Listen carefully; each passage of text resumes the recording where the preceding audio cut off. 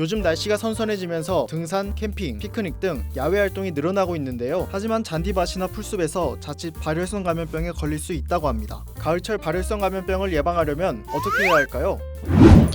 발열성 감염병은 진드기와 설치류를 통해 감염되는 질환입니다. 진드기 매개 감염병에는 쯔쯔가무시증과 증열성 혈소판 감소 증후군이 있는데요. 보통 잔디나 풀에 붙어있는 진드기에게 물려 발생하죠. 또 바이러스에 감염된 설치류를 통해 걸리는 감염병으로는 렙토스피라증과 신증후군 출혈열이 있는데요. 렙토스피라증은 설치류의 소변에 오염된 물이 상처 등을 통해 체내로 들어오면 감염됩니다. 신증후군 출혈열은 설치류의 분변, 오줌 등과 함께 바이러스가 배출된 후 사람의 호흡기로 바이러스가 들어가면서 전파되죠. 9월에 환자 발생이 늘어나고 10월에서 11월 중에 환자 발생이 가장 많습니다. 털진드기의 유충이나 쥐가 대개 가을철에 번식을 하게 돼서 이때인 중간 매개체가 많아진다라는 점이 쯔쯔가무시증, 렙토스피라증, 신증후군 출혈열은 1에서 3주의 잠복기 이후 고열, 오한, 두통 등의 증상이 나타나는데요. 감기, 코로나19와 증상이 비슷해 방치하기 쉽습니다. 쯔쯔가무시증 같은 경우에는 진드기가 문 자리에 까만색 딱지가 않는, 렙토스피라증 같은 경우에는 결막에 빨갛게 변한다든지 증상이 생긴다고 하면 무시하지 말고 진단을 받아보는. 이런 발열성 감염병은 보통 약물로 증상을 완화할 수 있습니다. 쯔쯔가무시증이나 렙토스피라증 같은 경우에는 항생제 치료를 하게 되는데 평생에 사망에